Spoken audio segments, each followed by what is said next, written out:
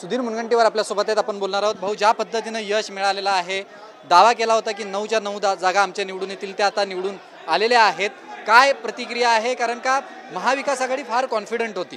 नाही, महाविकास आघाडीचा अहंकार हा लोकसभेच्या विजयानंतर वाढला आहे। खरं तर 2,50,00,000 त्यांना मतं आहे, आम्हाला 2,48,50,000 1,50,000 मताचा फरक आहे।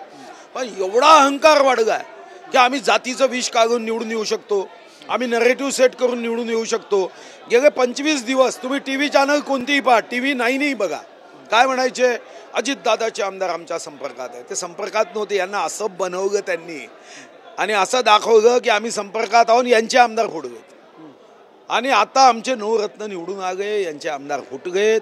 कमीत कमी आता विधानसभेपर्यंत तरी यांची भाषा बदलेल असं वाटतं, पण बदलेल की नाही शक्यता कमी आहे।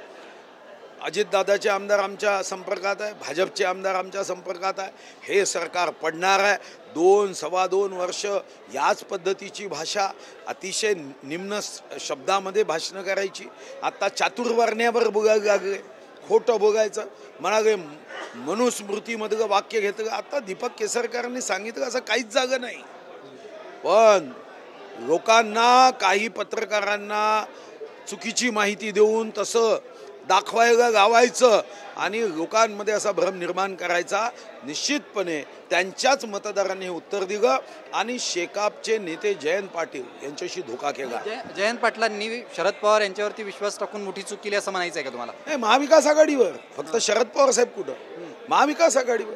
अरे तुम्हाला जर जयंत पाटलांचं एवढं प्रेम आहे, त्यांनी एवढं तुम्हाला मदत केली, नेहमी मदत केली, तर तुमची जबाबदारी होती त्यांना निवडून आणण्याची।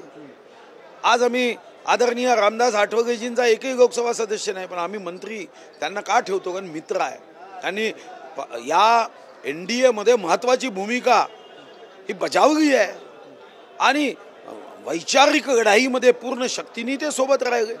या निवडणुकीत शरद पवारांची जादू चाललेली नाही म्हणायचं?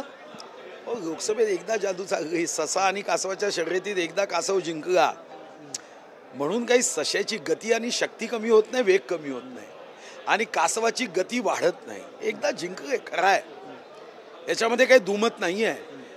मतामध्ये ते आमच्यापेक्षा 1,50,000 जास्त आहे। मुंबईमध्ये 26 लाख मतं, आम्हाला 24 लाख, ठीक आहे, मताचं विभाजन आणि इतर गोष्टी कमी जास्त झाल्या, पण म्हणून 18 दिवसाच्या महाभारताच्या युद्धात अभिमन्यूचा पराभव करून 1 दिवस कौरवाचा होता म्हणून काही 17 दिवस कौरवाचे राहिले नाही, ते पांडवाचेच होते।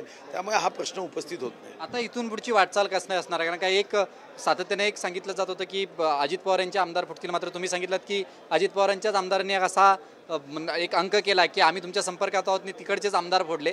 इथून पुढची वाटचाल कशी असणार आहे? नाही, वाटचाल आम्ही नाही, जनतेचा आशीर्वाद घेऊन विधानसभेत पुन्हा एकदा महायुती निवडून येईल आणि जनतेची सेवा करण्याचं जे आमचं मिशन आहे, ते मिशन तसंच निरंतर आणि सतत सुरू आहे। उद्धव ठाकरेंचा एक उमेदवार निवडून यायच्या उंबरठ्यावरती आहे, मिलिंद नार्वेकर निवडून येतील असं चित्र आहे, त्या बाबतीत तुमचं काय मत आहे? नाही, शेवटी 11 जण निवडून येणारच आहे, त्याच्यामध्ये कुठं अडचण असण्याचं काहीच कारण नाही। कारण अविरोध निवडणूक होऊ शकत होती, पण अहंकाराने त्यांना असं वाटलं की नाही, आम्ही अजून एक उमेदवार काढू शकतो, आम्ही चाणक्य आहोत, आम्ही चाणक्याचा DNA आमचा आहे, काही चाणक्याचा नाही।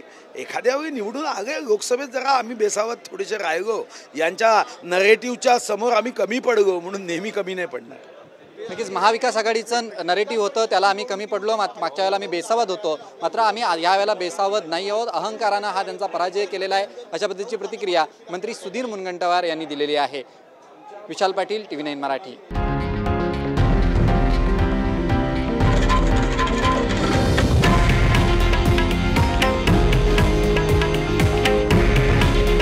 हे आहे देशातील नंबर 1 न्यूज नेटवर्क आणि आपण पाहत आहात TV9 मराठी। काळजी तुमची, हित महाराष्ट्राचं।